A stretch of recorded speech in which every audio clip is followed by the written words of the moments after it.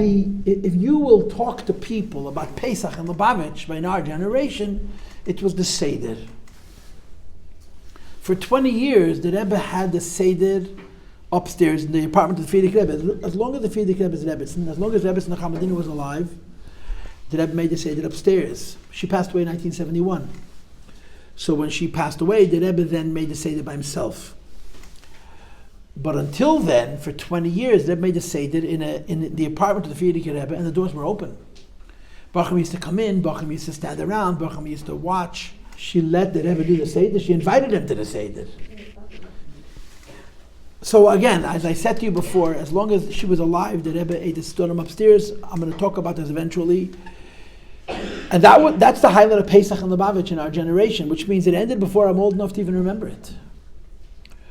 But I'm nevertheless talking about it, even though I'm telling you stories, not that I witnessed. Tishrei I remember by the Rebbe, at least to a very great extent. Pesach is a lot of memories that I heard from other people, which is, like I said, it's weird, but this is what we're doing. So this is my second class on this subject. So we're talking about the Fabrengens of Yud Aleph Nisan. When the Rebbe, I just got last night in the mail a big book, big fat book from Nochas Belahak of all memorim of the Rebbe of Yud Aleph Nisan. So in the beginning they have a little introduction about memorim of the Rebbe Yud Aleph Nisan. The Rebbe, the first time the Rebbe said a Ma'am Yud Aleph Nisan was when he turned 50 in 1952. The first time the Rebbe Fabrenged Yud Aleph Nisan, specifically for Yud Aleph Nisan, when he turned 60 in 1962. Unless it was Shabbos, there was no Fabrengen Yud Aleph Nisan. Yud Aleph Nisan was personal. The third Fabrengen during the week Yud Aleph Nisan, or the second Fabrengen Yud Aleph Nisan during the week was in 1971, Tafshin Lamed Aleph. I mean, you ask a Lubavitcher, even a girl. I don't mean to say this in a pejorative way. It's just that you don't learn as much Chassidus as a boy, right? What's the Maimah for Yud Aleph Nisan? What's the answer to that question? When did the Rebbe say that, Maimah? Tafshin Lamed Aleph, 1971. The Rebbe turned 69 years old that day. In other words, it was going into his 70th year. The Rebbe made a short Fabrengen in the afternoon, and he said the Maimah. There's tapes, you can listen to the Fabrengen. That was the first year. The next year, the Rebbe turned 70. Tafshin Lamed Beis, the Rebbe turned 70.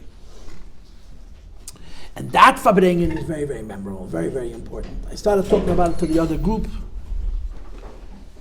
You have to, Tafshin Lamed Beis is now 51 years ago. 51. This Yud Aleph Nisan is going to be 51 years since Tafshin Lamed Beis. The Rebbe turned 70. It's called Shnas HaShivim. It's one of the most important moments in the Lubavitch of our generation. One of the most important moments. The people came from all over the world to the Fabrengen.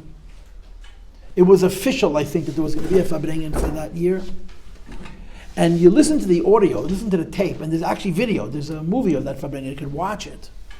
You hear the energy in 770. And the 770 then was half the size it is now. It was just the first apartment building. The energy in the room is unbelievable. You could feel the love. You could feel the love of Chassidim to the Rebbe. That Fabrengen was an extraordinarily memorable Fabrengen. It's very, very famous. Like I told the girls in the previous group, if you had to take the 5 most important moments of the Rebbe's Nesiyas, the 5 most important moments of the Rebbe's Nesiyas, one of those 5 might very well be Shnas HaShivim, Yud Aleph Nisan, Tafshin Lamed Beis. When, in terms of people, Lubavitch was small. In terms of energy, Lubavitch was huge. But that occasion, that date was very, very, very special. One of the highlight of that Fabrengen is that the Rebbe asked for a birthday present. The Rebbe was not in the habit of asking for birthday presents. The Rebbe used to ask us for things, but that was sort of like a birthday present. And the birthday present that the Rebbe asked for was Ayin Aleph Meistes, 71 new Meistes of Afotah in conjunction with his 70th birthday. And the Rebbe said then that he's going to give 15%, 15%, to anybody who makes a new Meised in conjunction with his birthday at Aleph Nisan. And he added even more. He said that normally when I give money towards the Shnatos and a Meised, I give the last monies. This time I'm giving the first. In other words, if you're going to take a project, the first 15% you're getting from me. In other words, I'm sending you the guilt trip in the form of a check in the mail. So the Rebbe said, if you decide you want to make a new meiser, the first 15% are coming from me. And the Rebbe asked for 71 new meisters. Now it's hard for you to appreciate how much that was. I mean, you can make a case that there's 70 new meisters a month in Lubavitch today. Lubavitch is so big, so much bigger, and so much more successful. And in many ways has it a lot easier than it did in those days. Lubavitch in those days worked very, very hard for every little thing, took so much effort and energy. Lubavitch has come a very long way. But 71 meisters in 1972 was a lot. And the Rebbe got twice that many. It's the only time the Rebbe asked for something he got more than he asked for. Twice as many. The explosion of new meisters in conjunction with Alf Nissen Lamed Beis is extraordinary. It brought Lubavitch to a new level.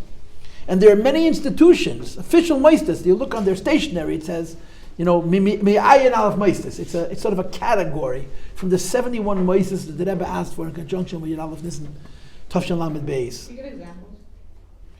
I spent a lot of years in California. I'm a Crown Heights boy, I spent a lot of years in California. So Rabbi Kunis told us that when the Rebbe asked for 71 meisters, he told the Rebbe that California is giving a tenth. In 1972, to start 7 new meisters was a dream. Chabad of San Diego, I'm not going to tell you all of them because I don't remember them all. Chabad of Simcha Manaka, Chabad of the Valley, at least one, Chabad Mid-City, those are 4. I think Chabad Russian started then. He made 7 new Chabad houses. Now, today you would think 7 new Chabad houses is a big deal. You have no idea what it was then. You have no idea. You have no idea what it meant.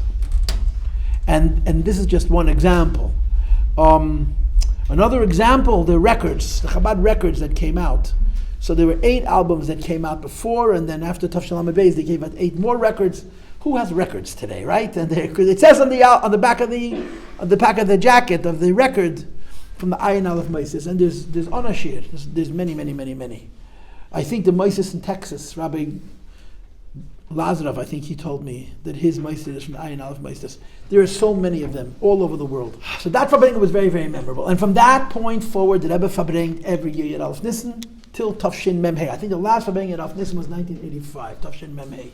And the Fabrengen Yud Aleph Nissen for a while, the Fabrengens were special, but for a few years they were very interesting. People started to bring the Rebbe Matonis by the Fabrengen. And it became almost like a ceremony that during the Fabrengen Yud Aleph Nissen, you would walk up onto the stage, you'd go over to the Rebbe, and you'd give the Rebbe a gift. Now, what kind of gift people give the Rebbe? They didn't give the Rebbe gold cufflinks or a new watch or even money. People gave the Rebbe gifts that were meaningful to the Rebbe, which meant Sfarim, keys to cities, all kinds of gifts that had value to the Rebbe because they had a ruchniistic worth. And you could see pictures of the Rebbe sitting at the Fabrengen, and next to him is sitting picture frame. People sent the Rebbe presents, pictures of himself or of other things, or a cart, a wagon full of all kinds of goodies. And one by one, people went over to the Rebbe and they gave the Rebbe the gifts. This, I guess it went from Lamed Gimel to Lamed Zayin. I don't know exactly how it worked, but I was a little too young, but you could see the videos. I remember this as a child. During the Fabrengen of Yud Aleph Nissen, one by one, you went over to the Rebbe and you gave the Rebbe your gift at the Fabrengen. The Rebbe would take it, and they would somehow, all of that, the piles and piles of stuff, would make their way back to the Rebbe's room when the Fabrengen was over. It was a very, very meaningful moment in public, and like I said, there's videos where people give the Rebbe all kinds of gifts.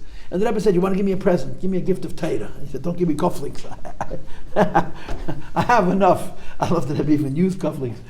But in any case, this stopped Lamed Zayin. When the Rebbe had a heart attack, Lamed Ches, so obviously they were worried about the Rebbe's health, and they had to curtail the Fabrengen's length. So if you want to bring the Rebbe a gift, and people continue to bring the Rebbe gifts, but you would send it in through the mosquitoes. And many bochrim would, for the Rebbe's birthday, would learn Mesichte Baal Peh, or they would do substantial things to give the Rebbe gifts that were of value to the Rebbe, and the Rebbe would acknowledge it. It always seemed like the Rebbe was uncomfortable by the fact that he's Fabrengen Yud Aleph Nissen, even in the years that I was a bocher already. The Rebbe used to always sort of explain that even though this is a personal event, it's the personal event of a private person, and the Rebbe used to say, but the Benkel is grace. This person is not being honored because of who he is. He's honored because of the chair on which he sits. And the chair on which he sits is very, very large. Even in the mems, when the Rebbe bring Yud Aleph Nissen, there was almost sort of like an apology for the fact that the Rebbe made the Fabrengen, that there was Fabrengen on his own personal birthday. Now, I think I mentioned this to you on an earlier date. The hookup started around that time. I mean, the hookup started at B'Stameh Tavshin Lamed, but I think Lamed Beis also was the new update in the hookups. I mentioned to you that once the hookup started, the Rebbe Fabrenged every Erev Yom Tov, every Erev Rosh Hashanah, every Erev Sukkot, every Erev Pesach, and every Erev Shavuos.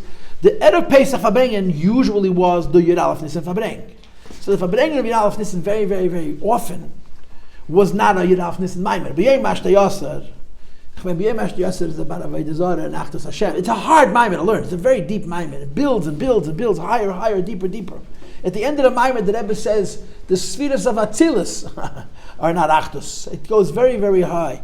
That was I guess, the first Maimer the Rebbe said Yud Aleph Nissen, which was specific for Yud Aleph Nissen. But many of the Maimarim that the Rebbe said Yud Aleph Nissen were Pesach Deka Maimarim, and the Rebbe was saying them because the whole world was able to watch and listen to the Rebbe. So this was the Rebbe Fabrengen on his birthday. Now, if I remember correctly, in Mem Vav, the Rebbe did not Fabreng Yud Aleph Nissen, and there's a friend of mine who always tells me that the last Yud Aleph Nissen Fabrengen during the week was Tavshin Mem Hey. Mem Vav the Rebbe didn't Fabreng, but on Yud Aleph Nissen Tavshin Mem Vav, the Rebbe started giving dollars. And that would go on until Nun Beis, right, for 6 years, almost 6 complete years. And dollars was unbelievable.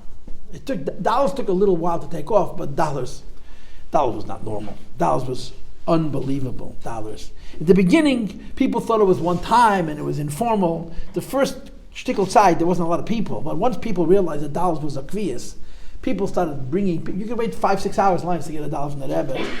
And the Rebbe stood there and gave out dollars as long as there were people, and there seemed to always be enough dollars for as many people who came. It was the inyan of dollars was a phenomenal gila. So like I said, this friend of mine told me the Rebbe stopped Fabrengen Yud Aleph Nissen, and instead he gave dollars every week, every Sunday morning. The Rebbe wrote a note when the Rebbe was asked about why he's discontinuing the Fabrengen, and the Rebbe said it'll be Shabbos HaSmucha. The Rebbe said he's going to Fabrengen the Shabbos close to Yud Aleph Nissen. I want to add something here, which is hearsay. In other words, I don't know this from a good source, but this was in the ether when all of this was playing out. From the early 80s, the Rebbe was on cable television. All the big Fabrengens were on cable television. That would mean Vav Tishrei, that meant Yutas Kislev, that meant Yud Shvat, Purim, not Purim. The Rebbe wrote his family, his private. Yud Aleph Nissen, Yud B'S Tammuz, and Chaf Av. All of these Fabrengens were on cable television. Today, to put a Fabrengen online is no big deal. Then it was a very big deal. It was difficult and it was expensive, and you didn't have a special satellite and so on and so forth. And as soon as the Rebbe was on television, the Rebbe used to use the opportunity to talk to the world. And at some point, the Rebbe just, for whatever reasons, began to curtail that. He began to do it less and less. Obviously, once the Rebbe passed away, all of these things stopped because there were no longer any weekday Fabrengens at all. But Yud Aleph Nissen, the Rebbe stopped. Mem Vav was no longer Fabrengen Yud Aleph Nissen. The Rebbe Fabrengen Shabbos HaKroiv, as the Rebbe wrote in the letter. Go ahead, you wanted to say. Yeah, I was wondering, like, the dollars, so it like adds up to a lot of money, like all those hours of dollars. Where did that money come from? Like Chassidim would donate? Obviously. But the question is how you get single dollar bills in such large quantities that are crisp and fresh. The United States government doesn't do this on a regular basis. There was a connection that they had to somebody in New York. You're talking about tens of thousands of dollars a week. It was an awful lot of singles. Beautiful, crisp, brand new dollars, in $100 stacks. I once heard, I don't know the details, but there were people who had connections, and the Rebbe always had as many dollars as he needed. When the Rebbe had a habit, the Rebbe he gave away, but he had to have. In the earlier years, the Rebbe had less. In the later years, the Rebbe had more. Anyway, but the dollars was an amazing thing, because the Rebbe stood for hours, giving out brachas, and to get moifsim. The miracles were rolling around like pinballs. It was miracle after miracle after miracle after miracle after miracle. And usually the miracles happen when he called you back. You're walking away and he called you back, something good was going to happen. Okay, anyway. This is, this is Fabrengens. Amongst the things that I remember specifically about Fabrengen and Yud Aleph Nissen, the Rebbe, the story with David Chase and the yacht and the ship happened. You ever saw that video? It was on Yud Aleph Nissen. Rebbe started off the campaign of Sheva Mitzvahs Neneach on Yud Aleph Nisan. The launching of the campaign of Sheva Mitzvahs, which I don't understand fully why it stopped, but the Rebbe at some point sort of curtailed it, was Yud Aleph Nisan Tov Shemam Gimel, I think. And I remember the Fabrengen. I remember how the Rebbe presented it.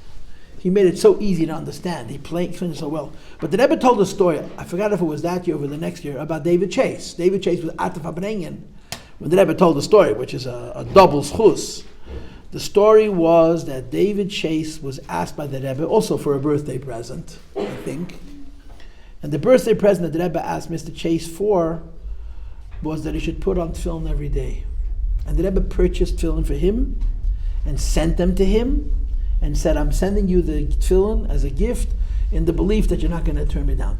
So David Chase began to daven every day. David was a Polish Yid. David Chase, I think he even grew up from. I don't know how old he was when the war ended. He was probably a teenager. But David Chase spoke Yiddish as Mamalosh, and his first language was Yiddish. And he had a lot more Yiddish before the war. In America, he was rather secular. He wasn't from. He was a very close friend of the Rebbe, a huge supporter of Chabad. Who was David Chase? He was the executive director of the Machon Soul Development. He was a rich man in New Jersey who's been supporting Lubavitch. He's passed away now, but way over 50 years. And he became not a supporter, he became a friend. He became Pasha close to the Rebbe. There's moments where he would go to the Rabbi Fabrengen and hold the Rebbe's hand and talk. There was an incredible kid of Alavavas. He was very close to the Rebbe. So his story was the Rebbe asked him to put on film, and he did it every day, and he began to daven. So one day, he was a very, very rich man. He was a multi-millionaire, and he owned a private yacht, a private ship. And he would go out for vacations at the Yam. And he went over to his conductor, who was an employee of his, who was not Jewish, captain, and he asked him which way is east. So he told him which way is east, and that was it. Because every morning, he got up in the morning before he ate breakfast, he put on his tefillin, maybe put on a talis, and he davened. I mean, he didn't say all the pages, but he davened. So at one point, the captain asks him, Mr. Chase, why are you studying navigation? Why are you just, which way is east? So he tells him that every day before breakfast, I pray. So the captain of his ship was not Jewish. Made a kavachemet. This man is so rich and so successful. And every morning, before he eats his breakfast, he has to talk to the Eibishter. So I for sure could do the same thing. So the next time they came into a port, it was on a Sunday, and he asked his boss, Mr. Chase, if him and his wife could take a couple hours and go to pray in a church. The Rebbe told the story. And the Rebbe brought up the point of Kiddush Hashem. I was like, Yid daven dago yoichid. This is one of those very, very memorable Yud Aleph Nisan events. There were many, many others, but this is one of the memorable events. Anyway, this was the Fabrengen of Yud Aleph Nisan. Other things which I also remember very well was the Tanyas. You know, I own 4 Tanyas of the Rebbe. My wife owns 4 Tanyas of the Rebbe. We're so spoiled, it's disgusting. But we have, Baruch Hashem, 9 children. So, got 4 boys, 4 Tanyas, 4 girls, 4 Tanyas, and the youngest girl gets, my wife was, before Bas Mitzvah, in Tavshin Lamites, when the Rebbe gave the children Siddurim. I don't have what you said, my wife got a Siddur from the Rebbe. So she'll get the Siddur. So we have 3 married, so our Sfarim are disappearing. I'm giving them our children. And maybe you have parents or grandparents who could share the largesse that we got from the Rebbe with you. I'm sure you have. I hope you have. But in any case, so the Rebbe gave Tanyas. In the later years, giving things out became a normal conduct. But in 1982, it was very unusual. The Rebbe printed a Tanya, a beautiful hardcover Tanya. And at the back of the Tanya, he printed all the Shadiblat, all of the title pages of the Tanya. In 1982, there were 77 prints of Tanya. Today, there's like 8,000 prints of Tanya. Think about it. Because the Rebbe wants a Tanya printed in every city and in every shtetl. And since then, they printed literally thousands and thousands of prints of Tanya. But the Rebbe then had started the campaign of printing Tanyas all over the world. And the Rebbe said the inside of the Tanya is exactly the same. The difference is only the front cover. So I'm going to give you a Tanya with all the Shadblatel, all the front pages. And as a gift for coming to the Rebbe's 80th birthday. That's what they called it. A thank you, Hakaras Teide, for coming to the Rebbe's 80th birthday, which is so interesting. You're coming to the Rebbe's Fabrengen, and he's saying thank you for showing up at the Fabrengen. But in any case, the Rebbe gave every person a Tanya. There's videos of that, and I remember it vaguely. The Rebbe was very, very worried about Seder, and the Rebbe said, listen, when I finish with the men, all of you got to get out, so the women can come in and get their Tanyas after you. Isn't it bluish greenish? So it was maroon. It was red. Most of those Tanyas were maroon. The blue one was 2 years later. I'll get to that in a moment. And the Rebbe stood up. He started giving out tanyas every time he came with $1. And the Rebbe was motioning with that people should move, get out of the way. So the Rebbe didn't want people standing around so that everybody should get a turn. And the Rebbe sat down, the Rebbe stood up. He stood and sat intermittently as he gave out these tanyas. It went to like 5 o'clock in the morning. The Rebbe gave everybody a tanya, all the men and all the women. And he went home, he heard Kiryas HaTorah before he went home for Tov. Before the Rebbe went home, they lay for the Rebbe the Kiryas HaTorah of the next day. 2 years later, Mem Dal, the Rebbe gave again a tanya. But this time he made a shinui. What happened was, the Rebbe said, someone advised me that instead of giving tanyas myself, I'll give the tanyas to other people, and people are not going to have to wait for hours and hours to get it directly from me. Now, believe me, we would have been very happy to wait for hours and hours to get directly from the Rebbe, but that's how the Rebbe looked at it. He's holding us up. So what happened was, the Rebbe asked that the Chavri HaKoilel should give out the tanyas. And the way they did it was, they brought the tanyas to the exits. All the doors of 770, Koilel guys stood with boxes of tanyas, and the Koilel guys came up to the Rebbe, and the Rebbe gave each one of them a stack of dollars. And they took $1 and a tanya, they gave it to you, $1 and a tanya. So it took 15 minutes for everybody to get their tanyas. And there's videos of how the Rebbe is waiting to see that it's all organized, that everybody is in their places. The Rebbe waited and waited and waited. And then at some point they told the Rebbe that all the doors have people from the Koilel and they all have their dollars. And the Rebbe says, as the Fabrengen finishes, I said, go get my own tanya. And the Rebbe went to the door and someone gave him a tanya, and by mistake they gave the Rebbe $2 instead of one. The Rebbe looked at the $2 and took them. And then it's like that maybe you should have given the Rebbe a second tanya for the Rebbetzin, but that didn't happen. But the Rebbe gave twice on Yud Aleph Nisan the tanya as a thank you for coming to participate in this Fabrengen, which is kind of backwards, but that's how it was. Then of course later on, giving out kontreisim became a normal thing. The Rebbe stood either in shul or upstairs and gave out kontreisim for hours and hours and hours. And everybody stood and waited and got from the Rebbe's own hand. And this is a little bit about the Fabrengen Nishn of Yud Aleph Nisan. Now, the Rebbe sometimes made more than one Fabrengen. The way I understand the Fabrengen Yud Aleph Nisan was much Yud Aleph Nisan. Yud Aleph Nisan was the Rebbe's birthday, and the Rebbe was by himself. I don't know, one of those stories that is absolutely mind-blowing, mamish mind-blowing. The President of the United States called the Rebbe up on the phone to wish him a happy birthday. Gerald Ford was the president for 2 years. He was never elected. He took over when Nixon resigned, called up the Rebbe on the phone, and the Rebbe didn't come to the phone. The Rebbe didn't come to the phone. The Rebbe sent a message, today is my birthday, and on my birthday is a day of introspection, and he's very much appreciative that the president is reaching out to him. Can you imagine? The president of the United States calls you on the phone and says, excuse me, call me back tomorrow. Like, imagine having to be the one to give that message. In other words, Mela the Rebbe, but you're the Rebbe's shliach. So obviously the president didn't dial the number. One of his secretaries dialed the number, and the Rebbe didn't pick up the phone. The Rebbe sent back a message, and today is my birthday, and on the birthday you're involved with, like it says Nayem Yem. He told him what it says Nayem Yem. It's a day for personal introspection, and that he thanks the president very, very much, but he declined the phone call. I don't think they ever called again after that. I think it only happened once, but it's a very interesting story. It's a true story of the Rebbe. Yud Aleph Nisan. But oftentimes, so the Fabrengen was Matzah Yud Aleph Nisan, the night after. And the Rebbe, of course, on Yud Aleph Nisan went to the Oyel. But sometimes there'd be a Fabrengen the next night, and even sometimes the night, in other words, early Yud Gimel. If it's Matzah Yud Aleph Nisan, it's Erev Yud Beis. So the next night is Erev Yud Gimel. Yud Gimel, in other words, the night before B'dikas Chometz. B'dikas Chometz is between Yud Gimel and Yud Daled. But there were occasions where the Rebbe poshet Fabrengen the night of B'dikas Chometz. He went to the Fabrengen, he came home, he did B'dikas Chometz. The Rebbe Fabrengen often more than once before Pesach. And sometimes these extra Fabrengen, you have to understand, the Fabrengen of Yud Aleph Nisan was on television to the whole world. So there was something very formal about it. The things that Rebbe talked about and how he spoke. But sometimes make a second Fabrengen, this was much more Hamish, was much more us. So there were differences between how the Rebbe Fabrengen on Yud Aleph Nisan. Did he Fabrengen in Hebrew? No, they were speaking Yiddish. Oh, even on TV and everything? Sure.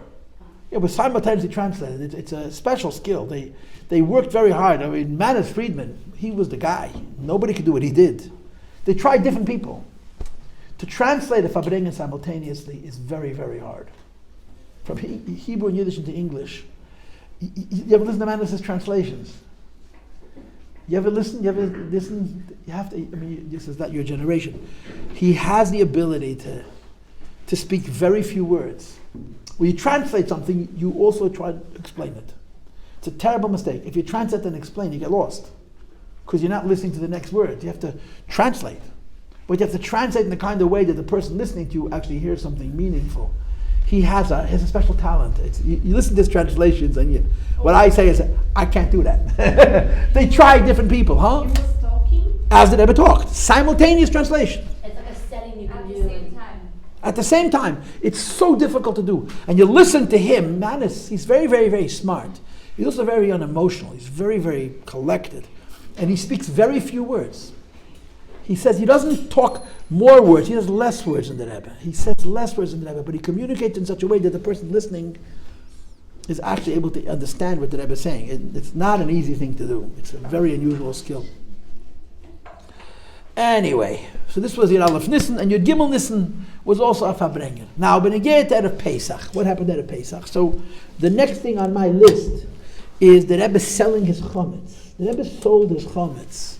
It's a fascinating thing.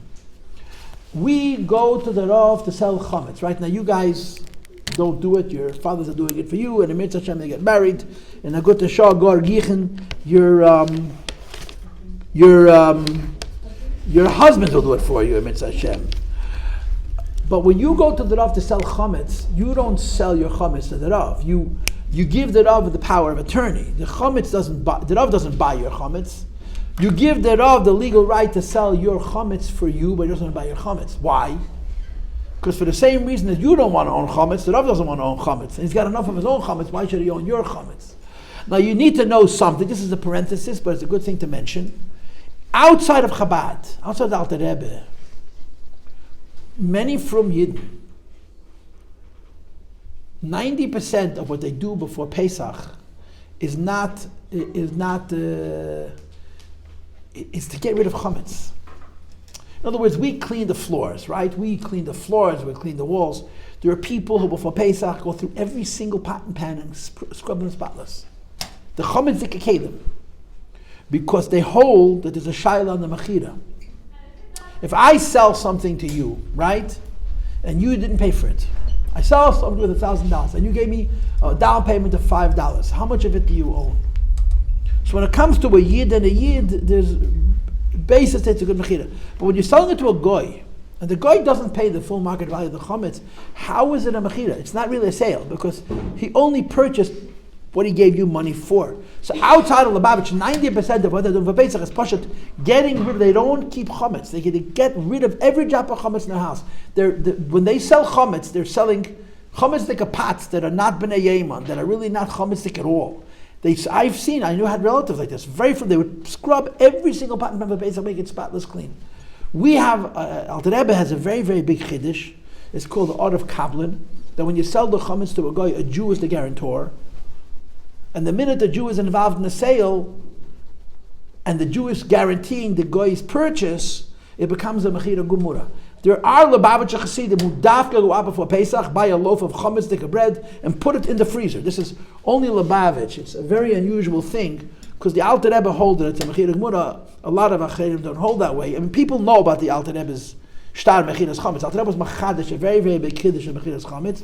So we have a much easier time getting rid of Pesach than non-Lubavitchers, because we don't mind having a closet full of chametz. Just put a string around it, and it belongs to the guy paid 10 cents per household for the chametz, but because a yid was out of Kabbalah, was a guaranteeing that if the guy doesn't pay for it, the yid will pay for it, so it becomes a mechira gmura. And a lot of people don't hold of it, so a lot of from a yidin, they spend literally most of what they do preparing for Pesach, getting rid of chametz.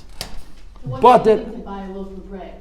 To show that you're a Lubavitcher. That we're going with the Alter Rebbe, that because the Alter Rebbe holds that because of the order of Kabbalah it's a full sale, very from a Yidden, people who are nuts about Pesach, but there's a statement of, because of the Alter Rebbe's chiddush that you can have a Yid be in order for the guy's purchase, it becomes a mechira gemura.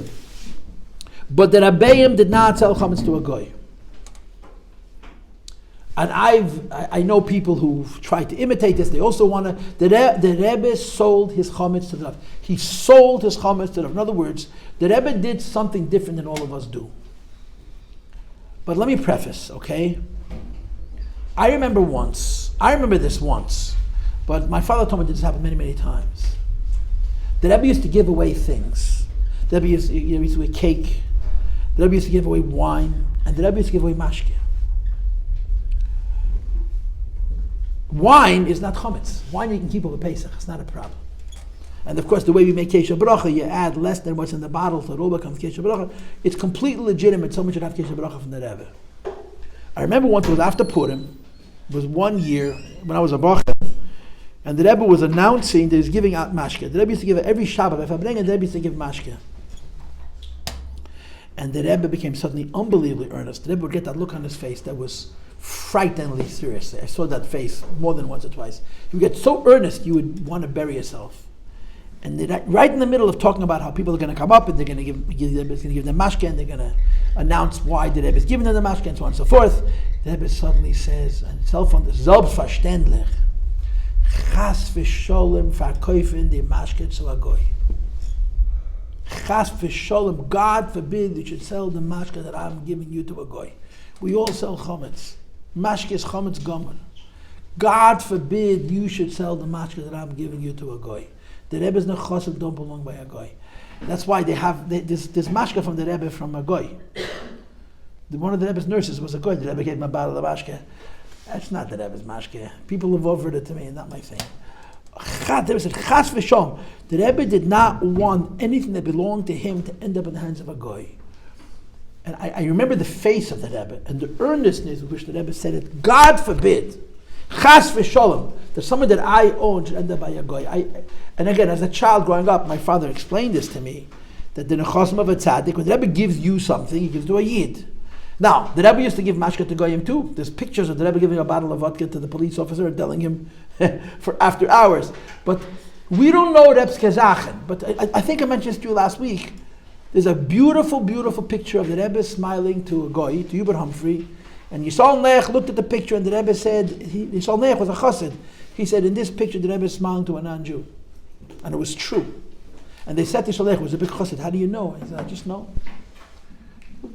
A Rebbe's relationship with Yidden and a Rebbe's relationship with Goyim, the Rebbe knows the difference between a Yid and a Goy because he can feel it. We believe it because it says in the Torah.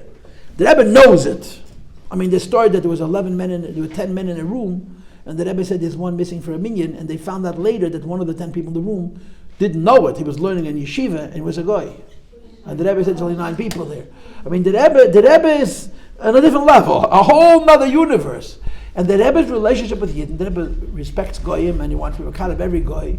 But the Rebbe knows the difference between a Yid and a Goy.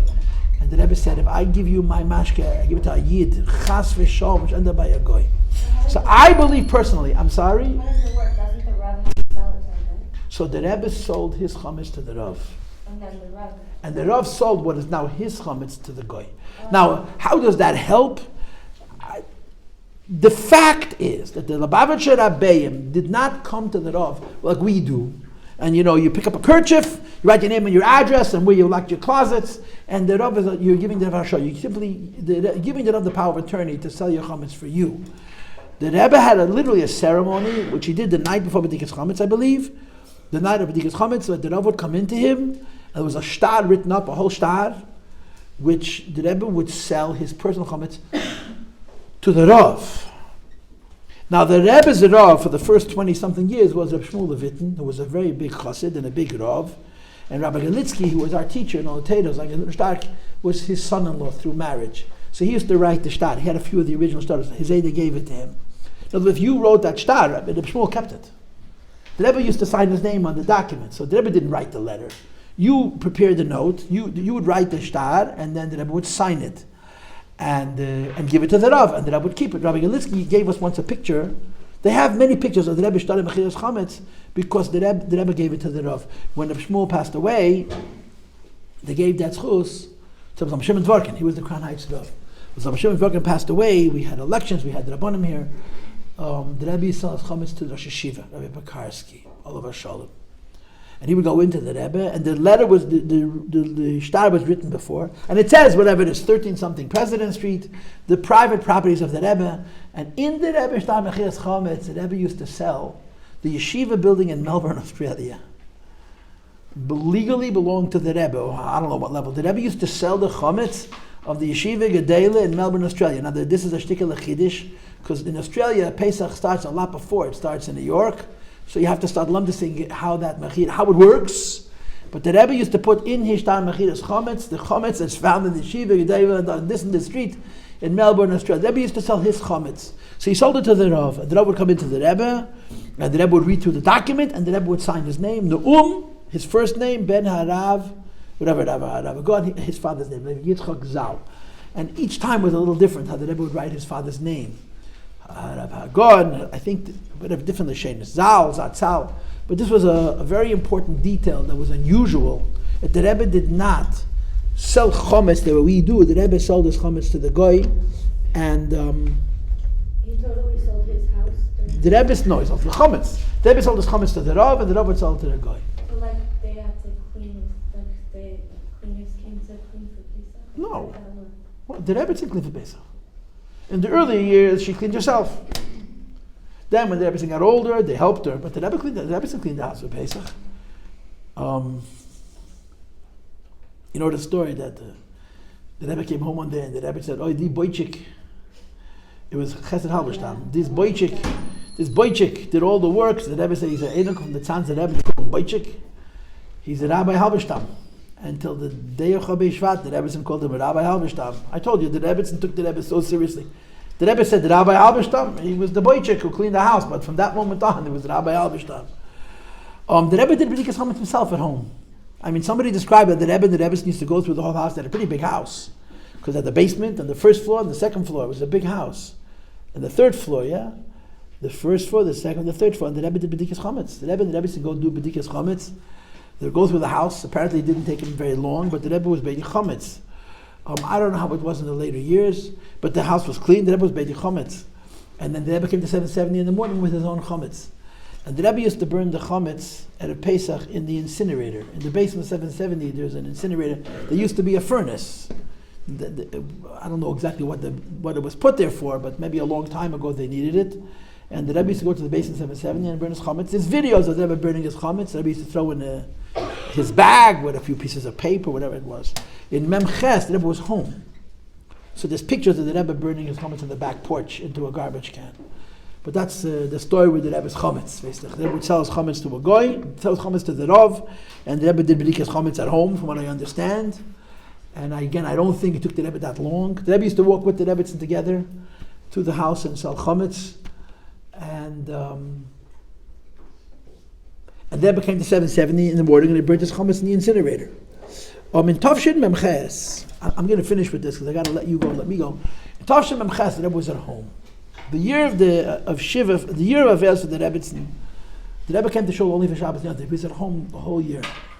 Erev Pesach, the Rebbe is a b'chor. The Rebbe is a firstborn. And the Rebbe always fasted out of Pesach. The Rebbe fasted every time there was an excuse. If there was no excuse, he made up. The Rebbe fasted on Ashir. The Rebbe's fasts, even after he was Rebbe, were extraordinary. Before he was Rebbe Retbenish, but the Rebbe fasted a lot. The Rebbe used to fast out of Pesach as a firstborn, as a b'chor. Tavshin Memches, the Rebbe was at home. And if I'm not mistaken, it was after Shachris. It was one of those unusual times. They went upstairs, took off his house and film, I think. And he came back down because I remember the hookup coming on, and he made a siyum from his house. They made a siyum Masechta, and Erev Pesach Tavshin Memches, the Rebbe made a siyum Masechta. I don't think that stopped him from fasting that day, Chas v'sholem. But what's the source for the Bachars fasting? Like why do only the Bachars fast? Like why do they fast? Because Hashem saved them in Mitzrayim. You know, this is a Shulchan Aruch. Tanis B'chayim is not a Lubavitcher Minig. It's a din of Shulchan Aruch. The Eibishter saved the firstborn Jews when he killed the firstborn Egyptians.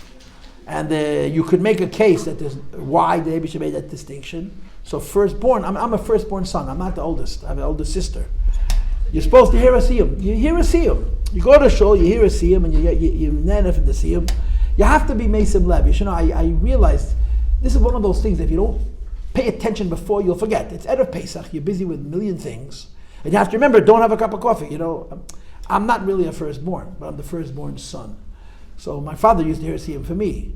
And many, many times I'll realize as my coffee cup is finished, hey, I didn't, Erev Pesach, you don't have a cup of coffee. A person like me, you go to shul, you daven, you hear a siyum, you make a siyum, and then if you have enough from the siyum, that's the head to break your fast. But it's a din of Shulchan Aruch. It's not a psa. It goes back hundreds and hundreds of years. I don't know if it goes back to Zman HaShas, but people have been fasting for a very long time. Okay, I'll continue with the next group. I'll see you.